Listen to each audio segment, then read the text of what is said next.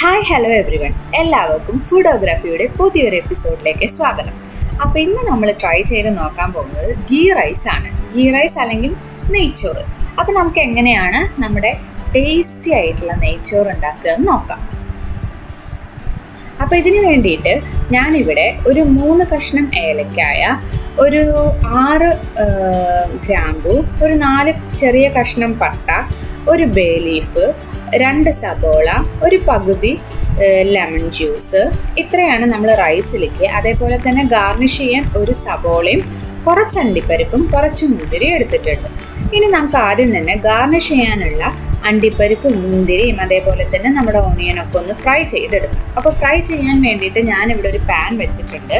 അതിലേക്ക് ഞാനൊരു 2.5 ടീസ്പൂൺ നെയ്യ് ചേർത്ത് കൊടുത്തിട്ടുണ്ട്. നെയ്യ് ഒന്ന് മെൽട്ടായി വരുമ്പോൾ അതിലേക്ക് കുറച്ച് ഓയിൽ, നമുക്ക് ഏത് ഓയിൽ വേണമെങ്കിലും ചേർക്കാം. ഞാനിവിടെ വെളിച്ചെണ്ണയാണ് ചേർത്തിട്ടുള്ളത്. അത്രയും ചേർത്ത് അതൊന്ന് ചൂടാവാൻ വെക്കണം.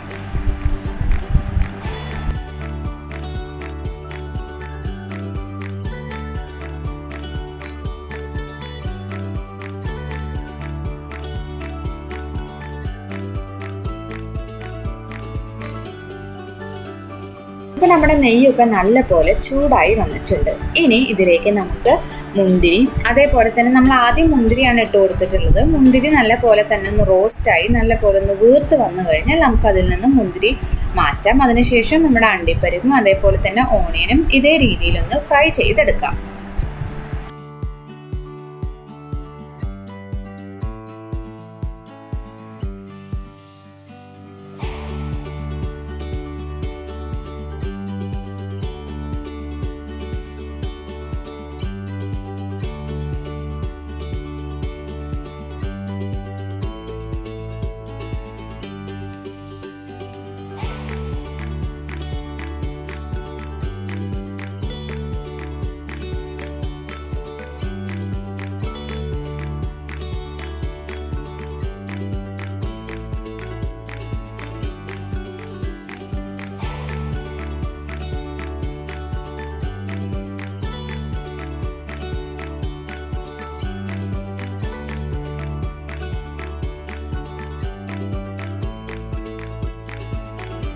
സബോള നല്ല തിന്നായിട്ട് അരിഞ്ഞു കഴിഞ്ഞാൽ നമുക്ക് പെട്ടെന്ന് തന്നെ അത് ഫ്രൈ ആയി കിട്ടും. അതേപോലെ തന്നെ ഒരുപാട് നേരം അത് ഫ്രൈ ചെയ്യരുത്. ഒരു ലൈറ്റ് ഗോൾഡൻ നിറമാകുമ്പോൾ തന്നെ നമുക്കത് എടുക്കാം, അല്ലെങ്കിൽ അത് പെട്ടെന്ന് കരിഞ്ഞു പോകും.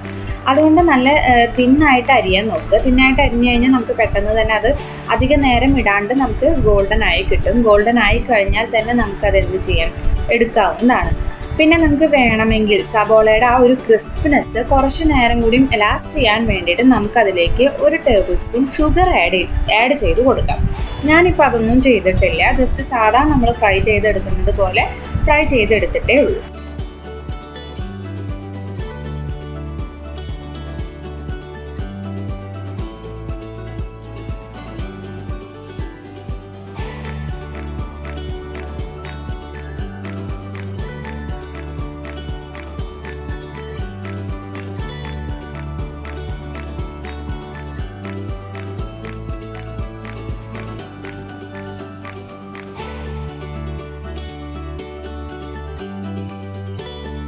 ഇപ്പം നമ്മുടെ സബോളയൊക്കെ നല്ല ഗോൾഡൻ കളർ ആയിട്ടുണ്ട്. ഇനി നമുക്ക് എന്ത് ചെയ്യാം, സബോളയൊക്കെ ആ ഓയിലിൽ നിന്നും നമുക്ക് മാറ്റിയെടുക്കാം. സബോള നമുക്ക് ഫ്രൈ ചെയ്തത് മറ്റൊരു പാനിലേക്ക് മാറ്റി കഴിഞ്ഞാൽ നമുക്ക് റൈസ് കുക്ക് ചെയ്യാൻ തുടങ്ങാം. റൈസ് ഞാൻ പ്രഷർ കുക്കറിലാണ് കുക്ക് ചെയ്യുന്നത്. നമുക്ക് പ്രഷർ കുക്കർ യൂസ് ചെയ്ത് കുക്ക് ചെയ്യുമ്പോൾ വളരെ എളുപ്പത്തിൽ തന്നെ അധികം ടൈം വേസ്റ്റ് ചെയ്യാതെ പെട്ടെന്ന് തന്നെ നമുക്ക് റൈസ് കുക്ക് ചെയ്തെടുക്കാൻ പറ്റും. അതുകൊണ്ടാണ് ഞാനിവിടെ പ്രഷർ കുക്കർ യൂസ് ചെയ്തിരിക്കുന്നത്. അതിലേക്ക് ഞാൻ നേരത്തെ നമ്മൾ ഉപയോഗിച്ച ആ നെയ്യിൻ്റെയും ഓയിലിൻ്റെയും മിക്സ് തന്നെയാണ് ഒഴിച്ചിരിക്കുന്നത്. ദെൻ അതിലേക്ക് ഞാൻ ഓൾ സ്പൈസസ് ഇടുന്നുണ്ട്. നമ്മൾ ഗീ റൈസ് അല്ലെങ്കിൽ നെയ്ച്ചോറ് ഉണ്ടാക്കുമ്പോൾ നെയ്യിൻ്റെ കാര്യത്തിലും അതേപോലെ തന്നെ സ്പൈസസിൻ്റെ കാര്യത്തിലും ഒരു കോംപ്രമൈസും ചെയ്യരുത്. കാരണം ആ ഒരു നെയ്യിൻ്റെ ഫ്ലേവറും അതേപോലെ തന്നെ സ്പൈസസിൻ്റെ ഫ്ലേവറും കറക്റ്റ് ആയാൽ മാത്രമേ നമ്മുടെ നെയ്ച്ചോറ് നല്ല അടിപൊളി ടേസ്റ്റിൽ കിട്ടുള്ളൂ. അപ്പോൾ നിങ്ങൾ ഈ ഒരളവിൽ എന്തായാലും ഒന്ന് ട്രൈ ചെയ്ത് നോക്കുക. അപ്പോൾ നിങ്ങൾക്ക് മനസ്സിലാവും എത്രത്തോളം ഇത് ടേസ്റ്റി ആണെന്ന്. ഇതിലേക്ക് ഞാൻ 1 ടീസ്പൂണും കൂടി നെയ്യ് ആഡ് ചെയ്തിട്ടുണ്ട്. നെയ്യ് എനിക്ക് കുറവാണെന്ന് തോന്നിയത് കൊണ്ടാണ് ഞാൻ 1 ടീസ്പൂണും കൂടി ആഡ് ചെയ്തത്. അപ്പോൾ നമ്മുടെ സ്പൈസസ് ഒക്കെ ഒന്ന് പൊട്ടി തുടങ്ങുമ്പോൾ ഞാൻ അതിലേക്ക് സബോള ആഡ് ചെയ്തു. അതൊന്ന് ട്രാൻസ്പെറൻ്റ് ആയി വരുമ്പോൾ ഞാൻ അതിലേക്ക് നമ്മുടെ റൈസ് ആഡ് ചെയ്തിട്ടുണ്ട്. ഞാനിവിടെ ജീരകശാല അരിയാണ് യൂസ് ചെയ്തിരിക്കുന്നത്. 2 കപ്പ് അരി ഞാൻ എടുത്തിട്ടുണ്ട്. 2 കപ്പ് അരി ഞാനൊരു 20 മിനിറ്റ് സോക്ക് ചെയ്യാൻ വേണ്ടി വെച്ചിട്ടുണ്ടായിരുന്നു. 20 മിനിറ്റിന് ശേഷം വെള്ളം എല്ലാം ഊറ്റിക്കളഞ്ഞിട്ട് നമ്മൾ കുക്കറിലേക്ക് ആഡ് ചെയ്ത് കൊടുക്കുകയാണ് ചെയ്തത്. അപ്പോൾ നിങ്ങൾ മസ്റ്റായിട്ടും റൈസ് 20 മിനിറ്റ് സോക്ക് ചെയ്തതിന് ശേഷം മാത്രം നമ്മുടെ കുക്കറിൽ ആഡ് ചെയ്യുക. അതിനുശേഷം ഒരു 10 മിനിറ്റ് റൈസ് നല്ലപോലെ ഒന്ന് വറുത്തെടുക്കണം. അപ്പോൾ വറുത്തെടുത്ത റൈസിന് ഒരു പ്രത്യേക ടേസ്റ്റാണ്. അതേപോലെ തന്നെ ഒട്ടിപ്പിടിക്കാനുള്ള ചാൻസസും കുറവാണ്. ദെൻ റൈസ് നല്ലപോലെ വറുത്തതിന് ശേഷം അതിലേക്ക് ഞാൻ വെള്ളം, നല്ല തിളപ്പിച്ച വെള്ളമാണ് ഒഴിച്ചിട്ടുള്ളത്. ഞാനിവിടെ 2 കപ്പ് അരിക്ക് 3 കപ്പ് വെള്ളമാണ്, അതായത് 1 കപ്പിന് 1.5 കപ്പ് എന്നുള്ള കണക്കിലാണ് ആഡ് ചെയ്തിട്ടുള്ളത്. അപ്പോൾ വെള്ളം നല്ല തിളപ്പിച്ചതിന് ശേഷം മാത്രം ഒഴിക്കുക. അതിനുശേഷം ഒരു ഹാഫ് ലെമണും കൂടി അതിലേക്ക് പിഴിഞ്ഞൊഴിച്ചിട്ടുണ്ട്. അതിനുശേഷം ആവശ്യത്തിന് ഉപ്പും ചേർത്ത് നമുക്ക് നമ്മുടെ പ്രഷർ കുക്കർ ക്ലോസ് ചെയ്യാം. കറക്റ്റ് ഒരു വിസിൽ, ഹൈ ഫ്ലെയിമിൽ ഒരു വിസിൽ വന്നു കഴിഞ്ഞാൽ നമുക്ക് ഓഫ് ചെയ്യാം. വേറെ വിസിലുകളോ അല്ലെങ്കിൽ സമയമോ ഒന്നും വേണ്ട, ഒറ്റ വിസിൽ മാത്രം മതി.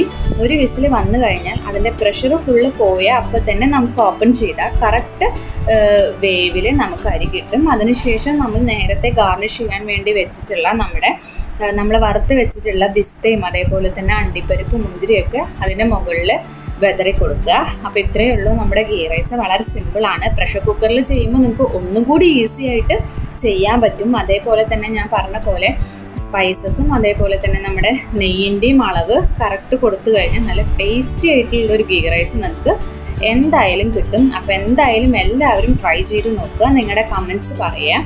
അതേപോലെ തന്നെ നമ്മുടെ ചാനൽ എല്ലാവരും ലൈക്ക്, ഷെയർ, സബ്സ്ക്രൈബ് ചെയ്യുക. കൂടെ തന്നെ ആ ബെല്ലൈക്കണും കൂടി ഒന്ന് അമർത്തുക. Okay, thank you for watching.